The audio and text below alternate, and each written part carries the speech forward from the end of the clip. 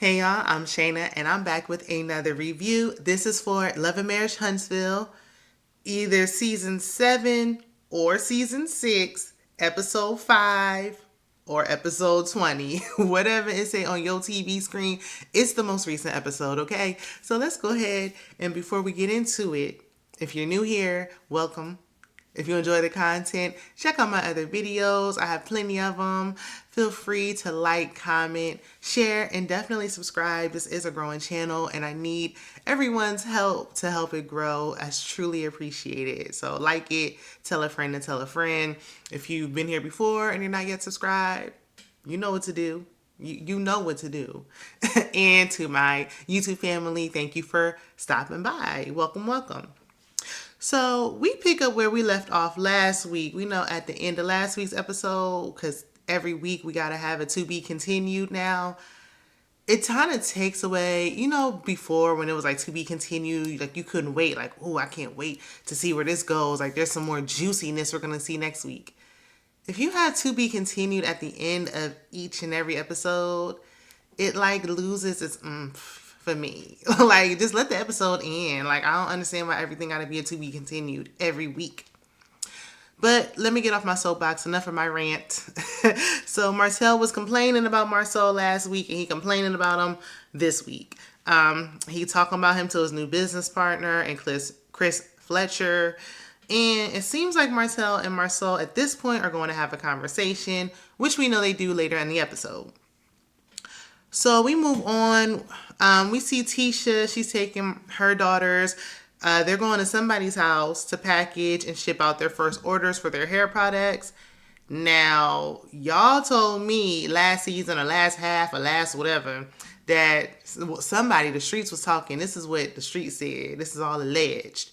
That they was taking labels off of existing products and slapping their labels onto the products. So y'all let me know if anybody looked into it. Let me know if that's true or not. I really hope not. I really do. But I mean, if they are, don't make it so obvious. My goodness.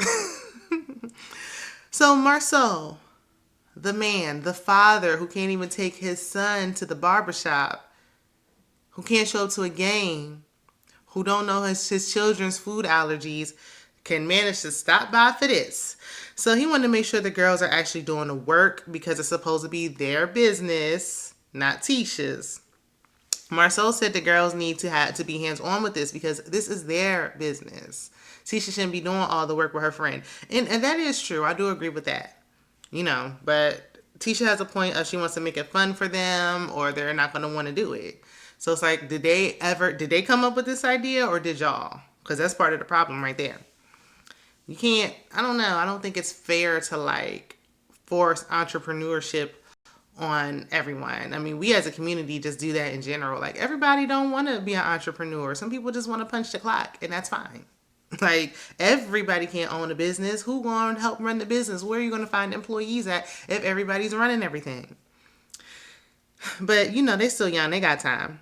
So Marsau and Tisha, they speak one-on-one. The kids get out the way. And they talk about the recent Black Expo town hall meeting or whatever that was supposed to be. And in an unseen clip, Tisha and Stormy actually met up. And Stormy said, because she asked Tisha, like, does it bother you when I call your husband a bad B-I-T, the baddest, okay, the baddest B of them all? And Tisha was like, actually it does. I can't tell. You didn't seem moved to me. But okay. Stormy said, well, since it bothers you, I ain't going to say that no more. Marsau says he doesn't believe in genders when it comes to business. Like anybody can have any role. I don't believe him. I think he's full of it when he says that. I think he believes in gender roles no matter what the occasion is. But that's just my opinion. Let me know yours in the comments. So Tisha told Stormy how she felt. She said, I felt the way. But she also tells her husband, like, look, you keep picking at Stormy. Like, stop poking the bear and then acting surprised when you get a reaction. You poke, then you get a reaction, and it's like, oh, I can't believe she responded that way. Marsau was like, I ain't do nothing wrong. So what? I ain't changing nothing. If I was to do it again, I wouldn't change a thing. I didn't do nothing wrong. Child, Tisha, you've been with your husband longer than we've known him. You know he ain't gonna change, okay? So we see Kimmi and she meets with her friend. We saw this friend once before. She's meeting with her to talk about her lack of sex life again. Kimmi, Maurice, please come close. Find another storyline other than your bedroom. We don't care. We don't want to hear about it no more. We don't.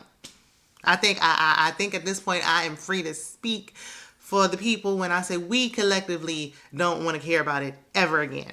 Really, seriously. Kimmi shared that Maurice said it's a mental thing, and that's why she won't do it. Her friend agrees, and she's like, well, yeah, it might be mental if you're not feeling pretty and this and that. Girl, I don't know. It's the way. Bye. So Kimmi had to explain like there's a medical aspect to it. And she's like, yeah, I might not feel pretty because she was dealing with cancer. Yeah, you don't feel pretty when you're losing your hair. Yeah, you don't feel pretty when you're losing weight. Yeah, you don't feel pretty when you just got done going through chemo, radiation, and all the other things. Yeah, you don't.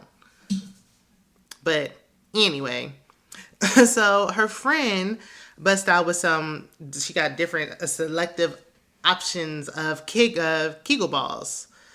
The gift was a bust. I don't know. I guess she ran down to the Five Below or something real quick, just grabbed a couple of things and was like, here, try this. And then it was like, you know what, on second thought, maybe not. That is not, I can do all the Kegel in the world. If I'm not in the mood, I'm just not in the mood.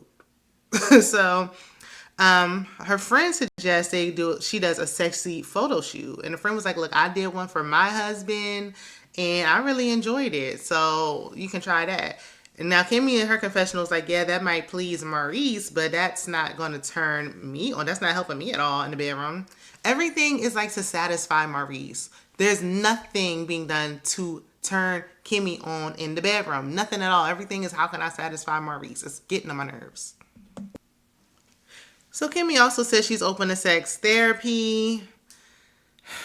She mentions when they went to therapy, premarital therapy, and premarital counseling, before they got married and how it was helpful. Was it?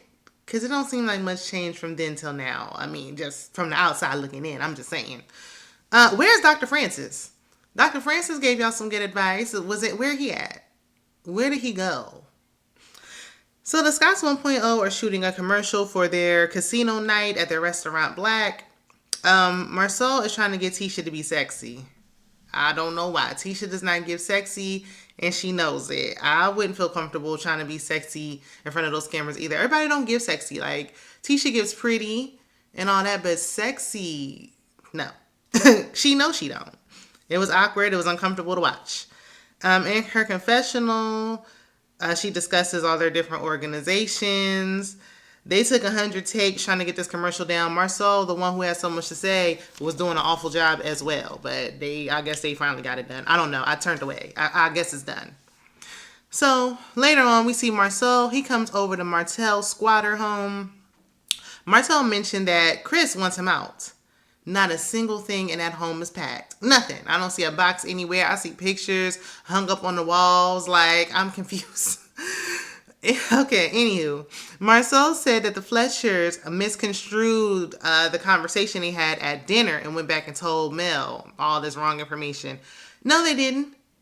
They told the conversation exactly as it happened. They didn't misconstrue anything. But, I mean, that's what I saw. If y'all saw something else, let me know. That's what I heard them say. I heard Nell go back and say exactly what they said.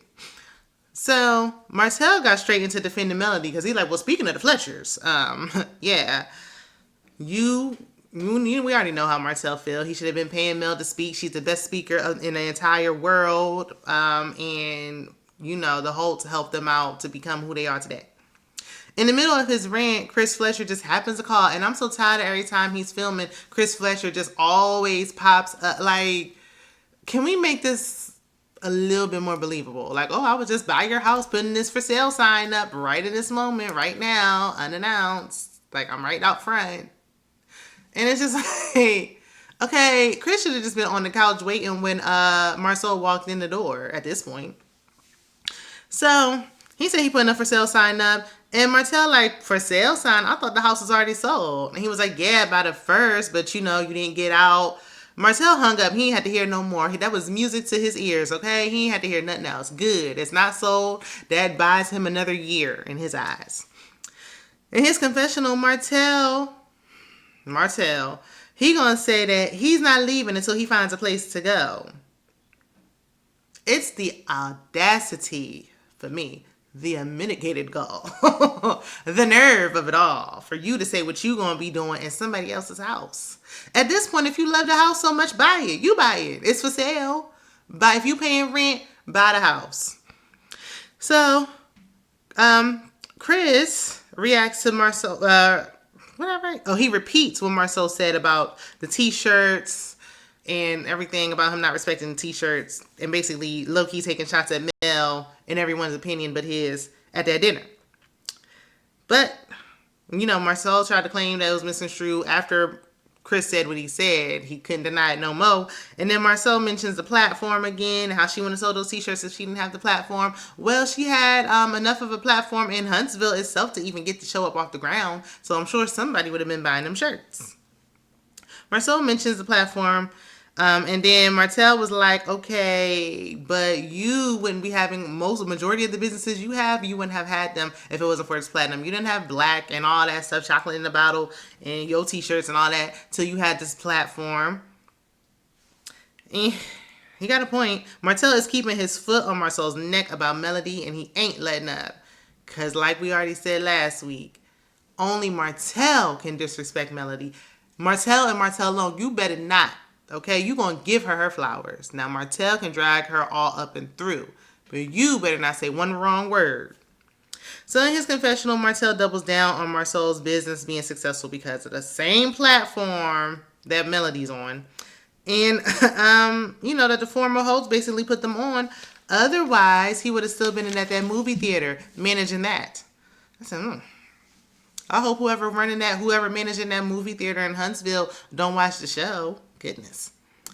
So Marsau says he has no problem speaking on his bankruptcy and things he's gone through. And Martell was like, no, you did have a problem with it. You never mentioned it until I mentioned mine. Well, he also didn't mention that lawsuit, allegedly. Martell was like, listen, you lie. That's a lie. So then they're going back and forth. And Marsau says Martell can't mention his failures, and that's why he wouldn't allow him to speak on that stage and why he wouldn't pay him. I thought that Martell had stage fright, and that's why he didn't want to go on the stage. Wasn't he supposed to be speaking on the stage, and last minute he backed out? Or was that a lie? See, we don't never know what's really real. Because Martell didn't argue the point, so I don't know. Marsau said Martell mentions his failure in marriage, not his failures when it comes to business. And in his confessional, Martell said that when he was married, they didn't have business failures. If that's true, when I say time and time again that Martell... Hold up. These kids love to interrupt some filming. Anyway, when I say that Martell fumbled, he dropped the ball. Literally threw his life away when he messed up with Melody. You didn't have any business failures. Your business was always so great. Why did you mess it up for some coleslaw, like they like to call it? Why would you mess it up for your side? Why did you mess up your life? You can't even find a place to live. Men gonna watch this show and still do the same things that Martell was doing. I digress. So they start arguing about who helped who the most, who's lying, who loans who money. At this point, I don't know who lying. I don't know who lying. I don't know who telling the truth. And Chris Fletcher had enough as well, because he like, look, I just want to make sure you and Marsau are clear and good, because I didn't misconstrue nothing, just to reiterate. And, Marsau said in his confessional, he gonna move forward. They start joking. Nothing got accomplished. This conversation was useless. So now we get to Mel. Mel's meeting with Keke because Keke need camera time, because they really didn't need to bring Keke on the show, but here she is. She's still saying she's sick, and she repeating the story we already heard the last time about how she was going to that ER trying to get medicine. Mel mentions the expo meeting, the town hall, or the constructive criticism meeting, or whatever it was. Keke brings up the $100 gate between Stormy and Marsau. And said, because Melody was like, I don't know why two supposed multimillionaires, and I say supposed for the Scots 1.0, but they claim they multimillionaires, so whatever. But she was like, I don't know why two multimillionaires are upset about $100. Keke was saying what we all know. It wasn't about the $100. It was the principle. Fair enough. Keke said that Marsau switched up when the money and the fame came. He switched up on him. That's not how he used to act. He used to be humble when he was managing that movie theater. Not now. He a whole nother man.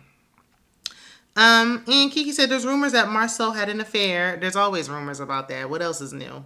But this time she said there was supposedly a threesome. We don't know. That's what Keke heard. We'll find out. And then we have another to be continued because we can't end off an episode without it. But next week is what I've been waiting for. This is the only scene I wanted to see when Keke threw that drink in Tisha's face. So I can't wait to see what that was about. Let me know what y'all think about this week's episode down in the comments. Let me know if I missed anything. And I'll see you guys in my next video. Bye.